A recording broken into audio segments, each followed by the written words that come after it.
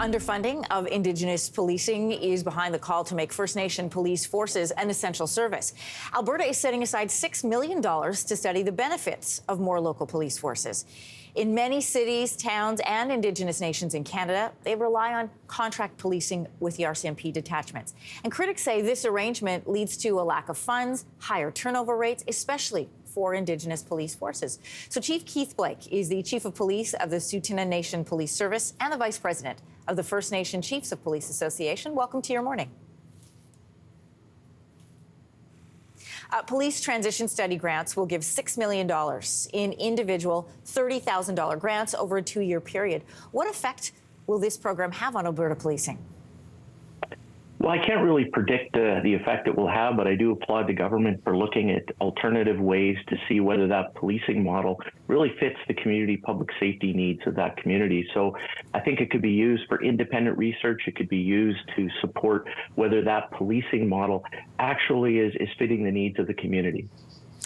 Given the roles that you've played, you've been a couple decades within the RCMP, you are now the chief where you're at right now. Why is it so important that we have a specific localized police force that reflects the community, the culture of the community?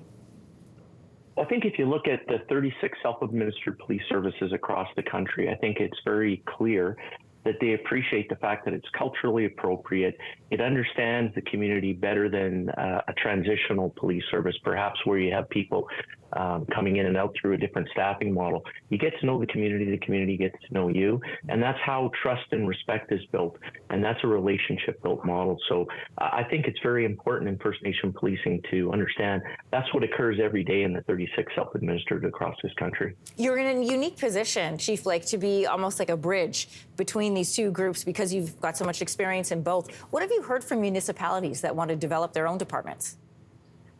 Well, I think, again, it's about understanding what the needs of your community are and how that policing model is reflective of the community. So I think any municipality can be looking towards that funding grant to support that research.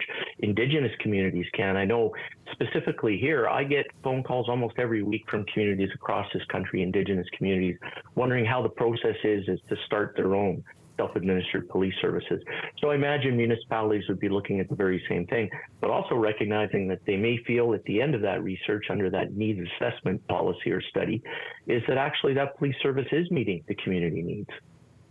The essential service is at the crux of part of this call. In January, the Canadian Human Rights Tribunal found that underfunding of Indigenous policing in northern Quebec actually violated human rights. The federal government has been promising, we know, to make Indigenous policing an essential service since 2022. Why is passing legislation to that effect so important? What does bringing it, being an essential service, bring to the policing? Well, I think if you were to look at and asking our community, they've always indicated that we're essential services.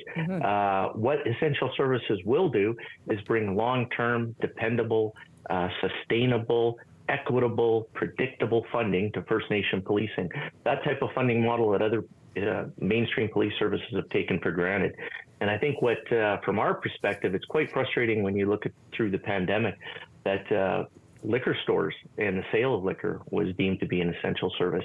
Yet here we are, well over 30 years after the the programming of First Nation police, and we have still yet to be recognized as an essential service. Do you have any idea what the delay is, what the hesitancy is? I don't know if it's hesitancy. I think we want to get it right, and I think we have co-development partners in this. We have the Assembly of First Nations, we have Public Service or Public Safety Canada, and I think we want to get it right. But at the same time, it is an urgent matter and it needs to be addressed very quickly. Tsuut'ina Nation Chief of Police Keith Blake, great to have you with us this morning. Thanks for coming on. Thanks for having me. Hey, thanks for watching. If you liked this, be sure to subscribe here, or you can check out more Your Morning videos right here.